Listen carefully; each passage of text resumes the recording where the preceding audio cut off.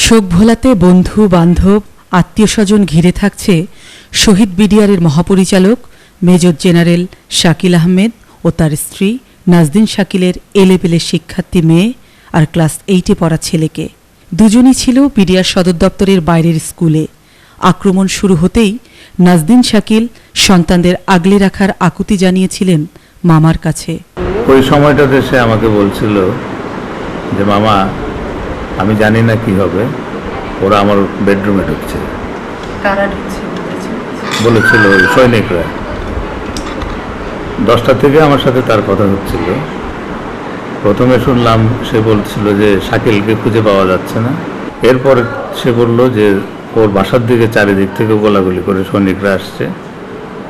তারপরে একসময় বলল যে তার বাসার ভিতরে ঢুকছে, আর লাস্ট 11টার সময় বলল যে আমার বেডরুমে ঢুকছে। এরপরে আর ওর ফোন আমি আর পাইনি। বাসার চারিদিক থেকেই গুলি করতে করতে ওরা বাসার দিকে যাচ্ছিল। সে আমাকে বারবার বলছিল আমার সরে যাওয়ার কোনো জায়গা নেই। কিশোরীর জানা ছিল না কোনো ঘটনাই। স্কুল থেকে আমার ফুপি নিতে আসছে 11টার সময়। তারপর আমার ভাইকে নিয়ে আমি আমার বাবার ফ্রেন্ডের বাসায় উঠেছি। তখনই জানতে পেরেছি যে গুলাগুলি হচ্ছে বিডিআরের ভিতরে। আমার প্রথমে কোনো আইডিয়া ছিল না। আমি মনে করেছি যে বিডিআর প্যারেড হবে, তার বাবা মনে হয় নিতে আসবে বা বাবা গাড়ি পাঠিয়ে দিচ্ছে। তাই এগুলো তো আমি ভাবতেও পারি নাই যে মানে আমার বাবার লাইফটা যে এত ইনসিকিউর। জীবনের শুরুতেই শেকড় হারা হয়ে হাঁটতে রাজি না মেয়ে, পাথেও তার বাবার আদর্শ। বাবা সবসময় চায় আমি একটা মানে বড় হয়ে লয়ার হব, এবং মানে উনি আমাকে ব্যারিস্টার তানিয়া আমিরের কথা খুব বলেছে। যাওয়ার আগে ইভেন বলছে যে আমি চাই তুমি ওনার সাথে দেখা করো, মানে ওনার মতো হওয়ার চেষ্টা করো, এগুলো বলতো আমাকে। তুমি আগে চাচ্ছ এখন? হ্যাঁ, ইনশাল্লাহ। তুমি কি হতে চাচ্ছ? বাবার স্বপ্নটা কি?